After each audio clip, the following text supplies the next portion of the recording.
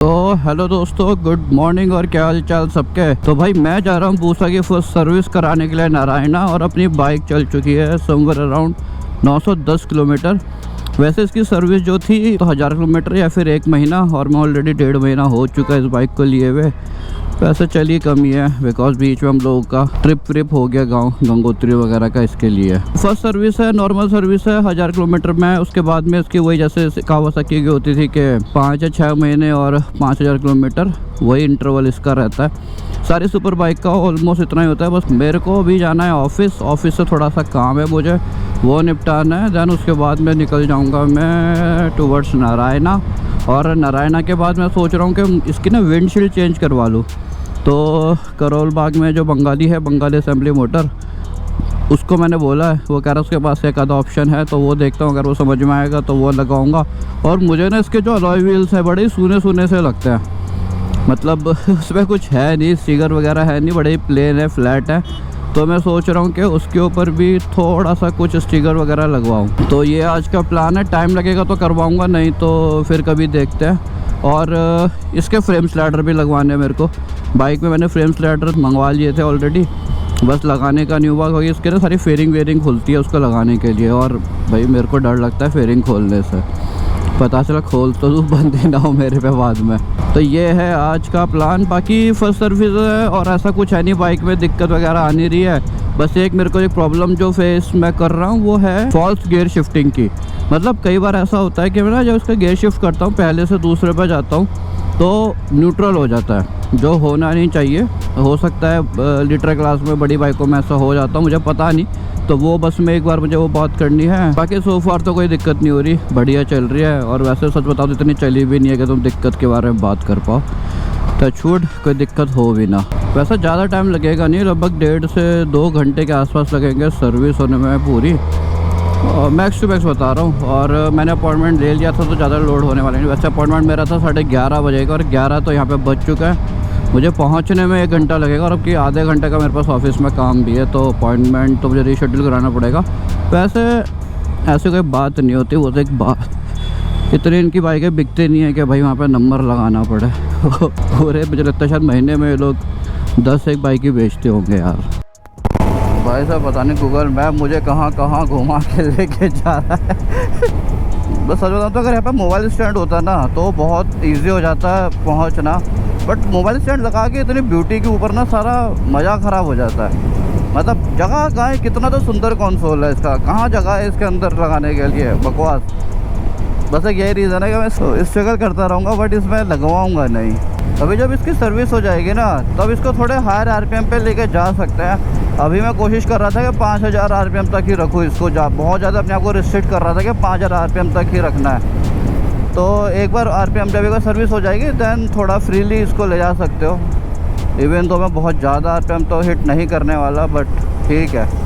और सच बताऊँ तो भाई अभी भी मैं ना थोड़ा डिफेंसिव होके ही चलाता हूँ जब तक बाइक मुझे समझ में ना आए। और सच बताऊँ तो अभी इतना ज़्यादा कॉन्फिडेंस मुझे इस पर नहीं आया है कि मैं भगाऊँ इसको या ऐसे कटवट मारूँ।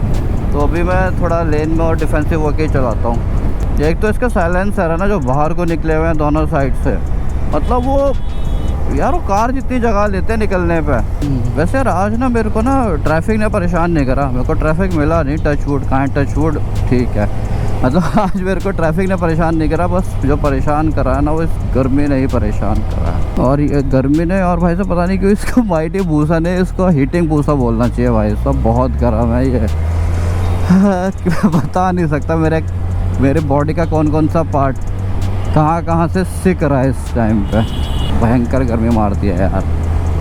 ओह माय गॉड, थक गया भाई।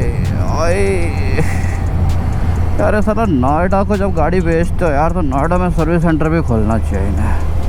गलत बात है। हाँ इधर ही ये रहा। तो भाई जनता अपन पहुँच गए हैं सुपर सुजुकी। अभी यहाँ लाइन से बाइकें खड़ी है, ये भी प्री ओन्ड में है, ये भी सेल पे है। और पूसा की लाइन देखो सामने खड़ी है जिक्सर 1000। भाई साहब बहुत रेयर मशीन है ये, बहुत ज़्यादा रेयर। ट्रैक ओरिएंटेड है। आगे इधर कार्बन फाइबर है, पीछे कार्बन फाइबर है। ये है देखो नया वाला एडिशन इसका, 25th एडिशन। अब एक्चुअली 25th में 3 कलर लॉन्च हुए हैं, ये वाला और एक ब्लैक और एक और कलर। अच्छा लग रहा है ये वाला भी। पूसा आ गई है डॉक पे फॉर सर्विसिंग। हाँ, इतनी सारी पूसा है ना कि मन ही नहीं भर रहा मेरा देखते, मतलब मैं अपनी बाइक छोड़ के दूसरी की बाइकें देख रहा था। तो भाई ये निकल रहा है इसका पुराने वाला ऑयल। ऐसा तो इसकी भी हालत ठीक ही है, छोटी मोटी बाइक में तो डाल ही सकते हैं। छोटी मोटी क्या, दीपू की एक्सपल्स में सुपर बाइक बोलते हैं वो उसे, उसमें भी यूज़ कर सकते हैं इसको। तो हो चुका है अपना ऑयल फिल्टर चेंज। तो इसके अंदर पे हमने स्टॉक वाला ही इंजन ऑयल डालेगा, मोटिल वाला नेक्स्ट टाइम कभी नेक्स्ट सर्विस पे।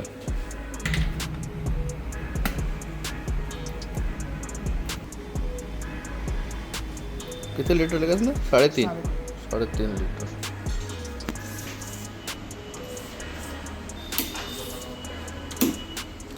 ये अपना बाइक की सर्विस हो चुकी है और बस वो टेस्ट करके गए हैं, क्योंकि just to check the clutch में कोई इशू नहीं है, मेरा ही वो कंसर्न है।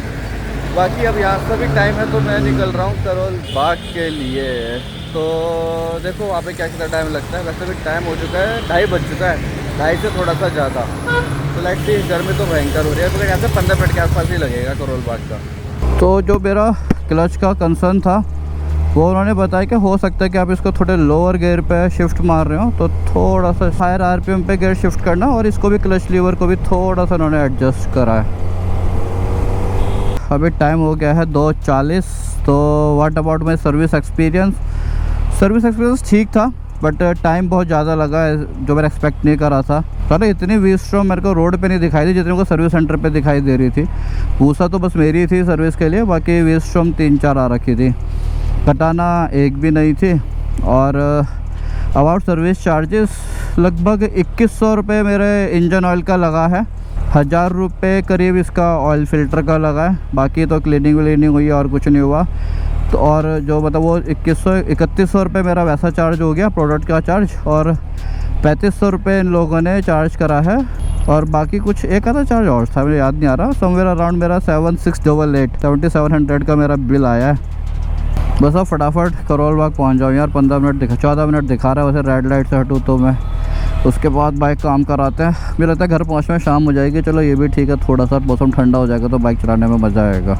और जो सुजुकी में मेन टेक्नीशियन था ना, अभी उन्होंने बोला कि सर आपने काफ़ी चला ली बी मोड पे, अब आप इसको आराम से खुल के खींच के चला सकते हो।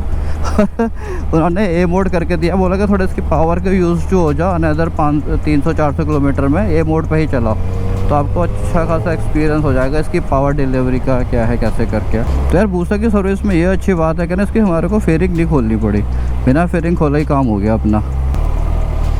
कहाँ जाऊँ, इधर ही कहीं है यार, दिमाग ख़राब हो गया सारा गर्मी में।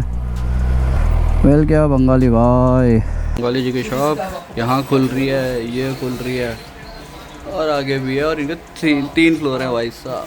बाइक पे हो गया काम स्टार्ट, फ्रेम स्लाइडर लगने का। इसके लिए ना पूरी बाइक की फेयरिंग खुलेगी। सोचो सर्विस पे कुछ नहीं हुआ, फ्रेम स्लाइडर के लिए पूरी यहाँ से ये साइड पैनल पूरा खुलेगा, यहाँ से आगे से।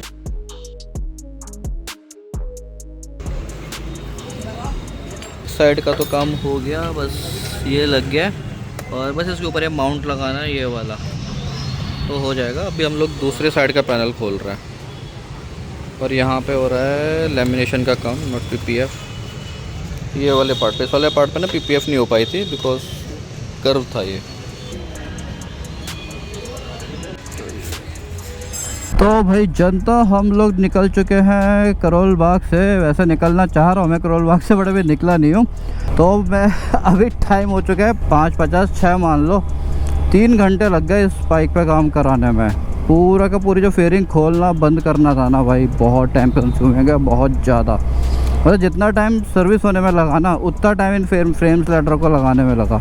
पूरी फेयरिंग खोली, फिर दोबारा से नक्के लगाए, और मैं सर पे खड़ा हुआ था तो उसको और ज़्यादा टाइम लगा क्योंकि ध्यान से लगा रहा था वो बैठ के। फिर तो भाई मेरी बाइक में ना मेरे को काम कराना था एक तो लेमिनेशन का, क्योंकि मैंने इसमें पीपीएफ कराई है बाइक में, बट वो जो सीट के नीचे वाला पार्ट है वहाँ पे पीपीएफ हो नहीं पा रही थी, वो स्लाइडिंग बहुत कर्वी था। तो कर्व पे क्या ना पीपीएफ बोले, ऐसे समझो कि पीपीएफ बोले तो एक पन्नी रहती है, उसको वो पानी वानी डाल के उसको फिर बैठाते हैं। तो कर्व वाले एरिया पे वो बैठती नहीं है, तो इसलिए मैंने वहाँ पे लेमिनेशन कराई है। बाकी मेरे को फ्रेम स्लाइडर लगाने थे, फ्रेम स्लाइडर लग चुके हैं। ट्रैक्शन पैड लगाना था, ट्रैक्शन पैड लग चुका है। मुझे लगानी थी विंड शील्ड और यहाँ से ये क्या नाम है लीवर प्रोटेक्टर।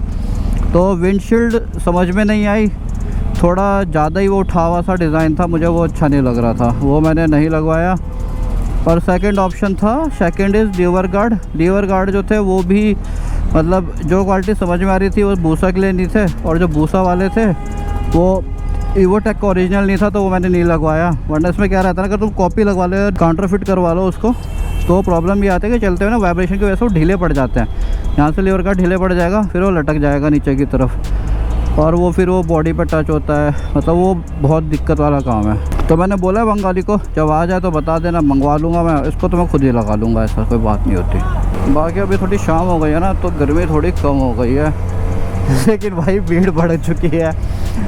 भीड़ का तो कुछ नहीं कर सकते यहाँ पे। बड़ी देर बाद भाई साहब खुली रोड मिल गया। अब सही लग रहा है। क्या बात है, क्या बात है भूसा, क्या बात है, मज़ेदार भाई, मज़ा आ गया। तो ठीक है, चलो फिर मैं इस वीडियो को यहीं पे एंड करता हूँ। दिखाने के लिए कुछ है नहीं, काम आधे हो गए, आधे रह गए, आधे कभी और होंगे। तो अगर आप लोगों को पसंद आई हो, और अगर आप लोगों को सर्विस से रिलेटेड कुछ भी पूछना हो तो तुम पूछ सकते हो मेरे से। I am happy to reply all your message if I can. तो ठीक है, चलो फिर जनता, बाय बाय, गुड नाइट। किसी और वीडियो में